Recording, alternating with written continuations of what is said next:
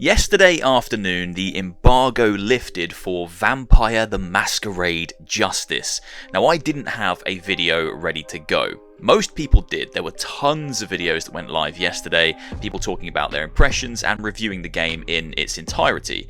Now, the reason I didn't have a video ready to go live yesterday is simply because I didn't want to rush it, and I didn't want to just throw up a video of me playing the first mission in the game.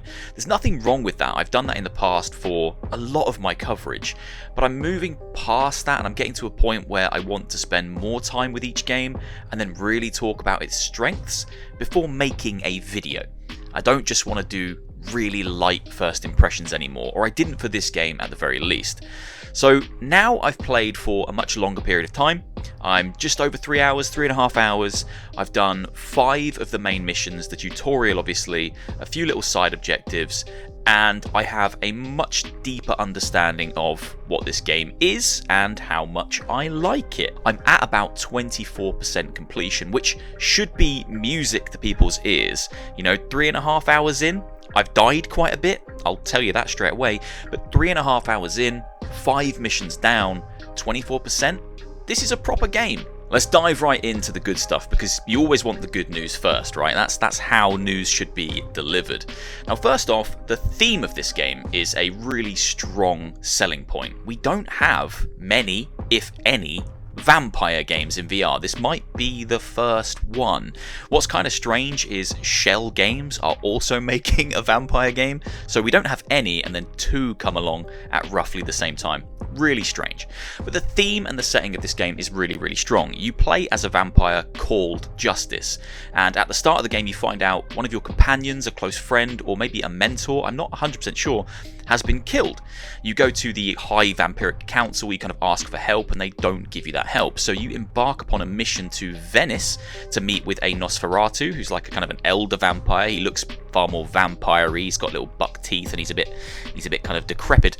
You go and meet him, and you're asking for help to kind of take down this group who have potentially killed your friend and who are targeting vampires. Really strong story, really strong premise, and as I say, being able to play as a vampire in VR brings about loads of really cool opportunities for gameplay, really cool powers, really cool movement mechanics. It's just a great theme, really strong, and Fast Travel have executed that beautifully. It feels like you're playing as a vampire. For the most part, I'll come on to the things that don't quite work, but first strong point, story and theme, really, really good. Second positive is the gameplay loop and the actual gameplay mechanics themselves. Now, I know a lot of people have said this already, and I'll elaborate upon it in my own way, but this game really does feel like a Dishonored VR project. However, just leaving it there is probably a little bit disingenuous. This isn't a full-fat, full-fleshed-out Dishonored experience. This is kind of like Dishonored Light. It's like the Diet Coke version of Dishonored, and it also borrows a lot from Fast Travel's other World of Darkness game, Wraith the Oblivion Afterlife. Now, if you liked Dishonored, if you like that kind of stealth-based, freedom to explore, freedom to tackle objectives in any way you see fit, using the tools at your disposal, you will enjoy the gameplay loop of Vampire the Masquerade. It is a stealth game through and through. However, it is quite a bit more linear than a Dishonored game. So I think saying it's like Dishonored in VR and leaving it there could lead people down a dangerous path, thinking it's going to be this kind of sprawling, a lot more open-ended game. It isn't as open-ended as Dishonored. You don't have as many choices or routes through these levels and environments, but it does borrow a lot of the core mechanics of Dishonored. So you've got the blink mechanic. You can jump to certain points and you zip over there at lightning speed. You can use that to appear behind enemies, or you can zip up onto the rooftops. Really, really cool. Works the same way as it does in Dishonored. You've also got a crossbow on your kind of right arm. You can use that to put enemies to sleep. You can use it to erode locks and things that are blocking paths. And then you've got a whole suite of vampiric powers. Of course, you can run up behind someone and bite them in the neck and then fling them over a balcony into the sea. That never gets boring, by the way. It's absolutely fantastic. You can also open up like a hell hole on the floor where these arms come out, they grab people, drag them down to their death. You can cloak yourself, you can go invisible, and you can use this kind of crazy grappling hook tornado thing to explode people's heads. The gameplay loop is great, the tools you have at your disposal are fantastic, they all feel fun to use, and making your way through the levels is really enjoyable. It's a blend of stealth-based movement, a lot of climbing, scurrying along the rooftops, taking down enemies, distracting enemies with sounds, luring them off to different locations, and ultimately completing your objective. I like the gameplay loop. If you like Dishonored, it plays like that, it's Dishonored light, and you really have the choice of whether you go all guns blazing and kill everybody in the level, or just sneak past them, get to your objective, and leave. If you like Dishonored, you'll like this game from a gameplay perspective, but don't expect it to be as deep as Dishonored, because it isn't quite as deep. Third positive is the depth of this game. I already touched upon it in the intro, but this is a proper full-length game. It isn't often that a VR game releases and to me it feels like a proper gamey game, but that's exactly what this feels like. As I said, it's got a full fleshed out story, great voice acting, proper levels that will take you time to complete, and there's options about how you go about completing those levels, so you could replay it and do things differently. The levels themselves have optional objectives, things like don't kill anybody, don't be seen by anybody, don't be seen by any security cameras. It's fleshed out, and the game also has an RPG element. There's a full skill tree that you can invest XP in to unlock better skills, upgrade the skills you have, and make yourself feel like a more powerful vampire. This is the type of game that gets better the more you play it. The first two missions, so the tutorial and the first proper mission, you do feel quite underpowered. But from the third mission onwards, when you've got pretty much all your abilities and you've got the crossbow, that's when things really start to get good, and you can feel the flow of the gameplay clicking into place. The fourth positive that I've noticed so far is the hunger meter. As a system, it's really meaningful, and it actually impacts the way you play the game. So in Vampire, you need to make sure you're feeding fairly regularly, because your hunger meter dictates how often you can use your vampiric abilities and how often you can generate the bolts for your crossbow. So you need to make sure you're topped up with blood constantly, and you can do that by sneaking up behind people and literally sucking them dry and then flinging them away, or you can pick up rats. These streets of Venice are littered with rats, and they'll give you a small hit of blood. They can replenish your health or hunger slightly. It won't satiate you completely, but it will do enough to kind of tide you over. If you don't look after that hunger meter, you'll find yourself in really sticky situations. I actually got stuck in a bit of a death loop, where I'd got to a point of a level where my hunger was completely depleted, and I was about to enter an arena or a section where there were snipers on the roofs, people everywhere, and nothing to eat.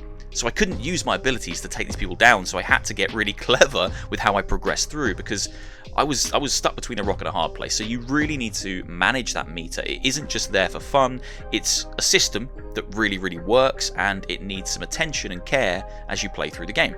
The fifth positive is the sense of style that this game has.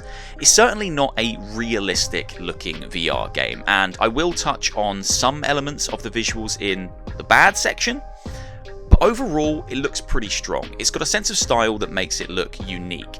It actually reminds me a lot of the standalone version of Walking Dead Saints and Sinners, and again of Wraith the Oblivion Afterlife. Some of the effects are pulled straight from Wraith. In Wraith, you used to be able to look for objectives by holding your arm out and holding down left trigger, and a kind of a yellow pulse would run through your arm. The same thing is here in Vampire, but you use it to see hidden details, see enemy heartbeats and eye line and sight through walls. But the effect is the same, you still have the yellow pulses. So visually it's taken a lot from Wraith, but it looks a lot like Saints and Sinners. Character models look like Saints and Sinners. They're that same kind of stylized, cartoony visual aesthetic, and the environments themselves are decent enough, serviceable enough. There's elements in there that really kind of bring the streets to life. So cloth and clothes hanging from clotheslines will sway in the breeze, breakable items will break in cool ways, unique ways, and if you throw them at other items it will knock them over. So it isn't a static game, it's an interactive game. It looks pretty serviceable. You've also got nice sunbeams. They're not sunbeams because it's all at night because you're a vampire.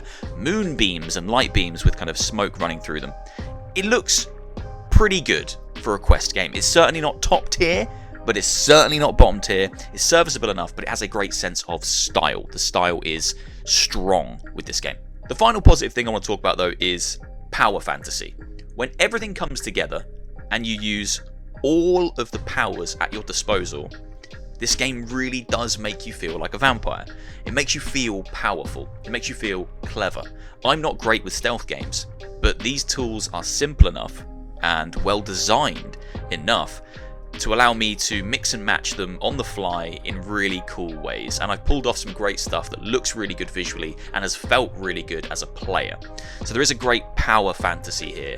If you want to feel like a vampire, this game does a really good job of it at certain times. And that's a good segue to the bad. Look, as I said at the start of this video, this game right now for me, after just over 3 hours, has far more good than it does bad. But that's not to say there isn't any bad in here. Now, I just alluded to the fact that this game is a great power fantasy if you want to feel like a vampire, and it really is that. It feels great when it all comes together. But there's a kind of a disconnect in certain aspects where you feel completely helpless and you feel really underpowered, you feel weak almost. Now, as I said at the start of this video, this is a stealth game through and through. It's not like Hitman, where if things go wrong, you can just start gunning people down, ripping through them and tearing them to shreds. If you find yourself in a situation where you're surrounded by 3 guards, you're basically dead. The game doesn't offer you the option for hand-to-hand combat or tearing through enemies when things really go wrong. When shit hits the fan, you're basically dead. So if you don't like stealth games, this probably won't be for you, because although you can go through the levels and you can kill everybody, you still have to do it in a somewhat stealthy way. There's no option, at least in the early game sections I've played, to tear through people like an overpowered vampire. The most overpowered thing that you have in your arsenal is the crossbow, and I probably would argue that that is too overpowered. It's another negative for me. As soon as you get it, you will just use that to put people to sleep constantly. You'll quickly sink into this loop of generating a sleep bolt, putting it into the crossbow, shooting somebody, draining them to regain your hunger, creating another bolt, shooting the next person, draining them, and you can kind of rinse and repeat that. So I would say there probably should be some balancing with the crossbow. But yeah, the power fantasy thing, it's strange. At times you really feel like a vampire, but then when things go wrong and you're surrounded by even 2 people on the floor, they'll just shoot you and you'll die. You don't have the option to fall back on any kind of hand-to-hand combat. So you do really have to be someone who likes stealth games to enjoy this, I think. Because although you can kill everyone in every level, you need to do it in a stealthy way, within the stealth mechanics of the game. You can't run out into the open and just start slicing enemies to death. You will be shot dead within seconds. So it's an odd negative, because I appreciate that it's part of the mechanics of the game and it's the way it's designed, but it's worth bringing up because it does make you feel immediately just completely underpowered, and it kind of undercuts the vampire power fantasy. So it's worth bearing in mind. It's not a deal breaker, of course it's not, because this is a stealth game. It's just worth saying this is a stealth game through and through. No options for full carnage, I'll say. The next negative aspect is the AI, I'm sad to report. The enemy AI in this game is not fantastic. These aren't the smartest cookies in the cookie jar. They are constantly completely unaware of things that are happening right next to them, or maybe even right in front of them. All the enemies have a cone of vision, and I fully understand how that works. But I've had multiple instances where I've been able to use a sleep dart to put an enemy to sleep who is standing looking at another enemy. The enemy who hasn't been put to sleep won't even react to the fact their friend has just been put to sleep right in front of them, which means I can just zip down and chew both of them to death. The same thing happens with the hell hole that you can open up from the floor that comes out and grabs people and pulls them in. You can do that to an enemy in front of a group of enemies that are all watching, and no one will react.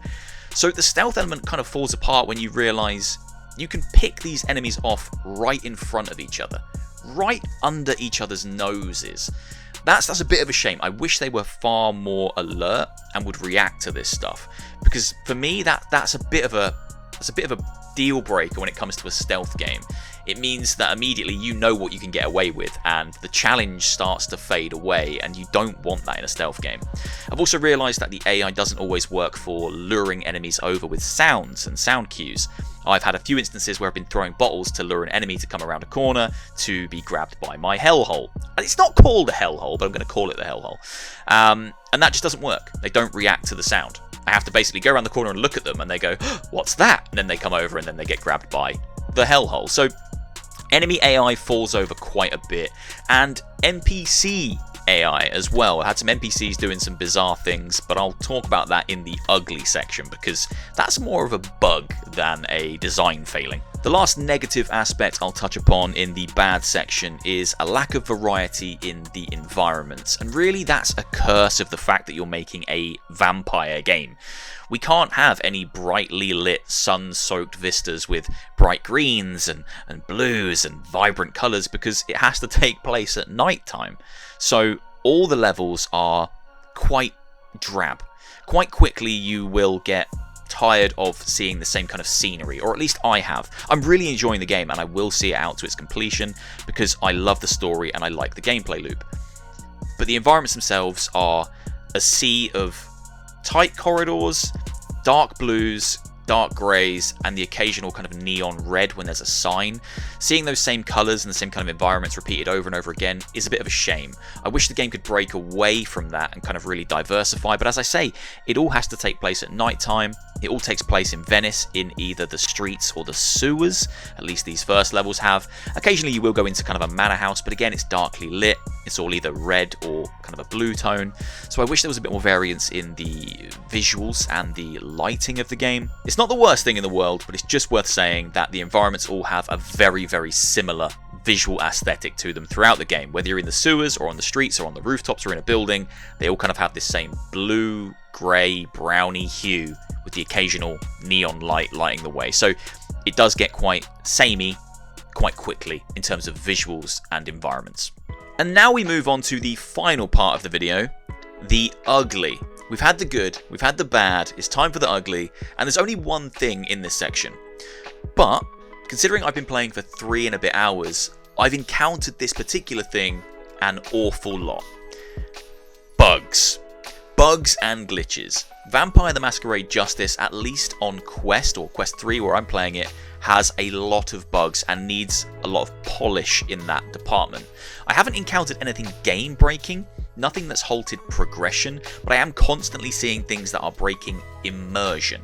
Breaking the immersion of the experience, and I don't know, it just makes the game feel cheaper than it should, because it's a really good quality game, and then you encounter things that just don't look great or don't perform in the way they should, and it pulls you straight out of it. I've had NPCs stuck in loops, running around in circles, running through other NPCs, running through walls. I've had rats running, jumping, and then freezing in midair, and then they become an object that I can't grab or interact with. I've had my bolts floating around in the environments. I shoot them, but then they stay there floating in midair. I've been able to clip outside of the map and see the lay of the land, which is pretty terrifying. I've had strange visual glitches that make it feel like the game is struggling to run at the frame rate it's targeting, at least on Quest 3, whereby I kind of almost see double vision when moving around. It looks almost like reprojection, but not quite. The game is quite buggy, and that's a shame, because I say it cheapens an experience that is otherwise very, very high quality. These are all things, however, that can be fixed with patches. So the ugly section is very minimal when you consider a few patches that could even come for day one, because the game isn't even out yet, and they've eradicated one of my kind of biggest problems, which is the bugs. So overall, I'm having a really positive experience with this game.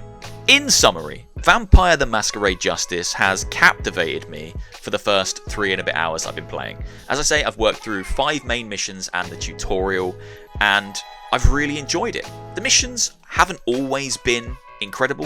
One of them was just kind of a short walk through a sewer. There wasn't a lot going on in that mission, wasn't a lot of enemies to tackle, wasn't even a lot of puzzles. It was just kind of a bit of exploration. But the game on the whole is doing a lot right. It's doing far more right than it's doing wrong. It's a proper game for VR, and we don't get a lot of those. We've had a few really good ones this year. Things like Seventh Guest really felt like a game, and I'm hoping Arizona Sunshine 2 does the same. But this is a proper, full-length game with some depth, some good mechanics, and it really does feel like the Diet Coke version of Dishonored. So if you've always wanted Dishonored in VR, this will scratch that itch. But bear in mind, if you're coming into this from a place of not really enjoying stealth games, this is a stealth game through and through.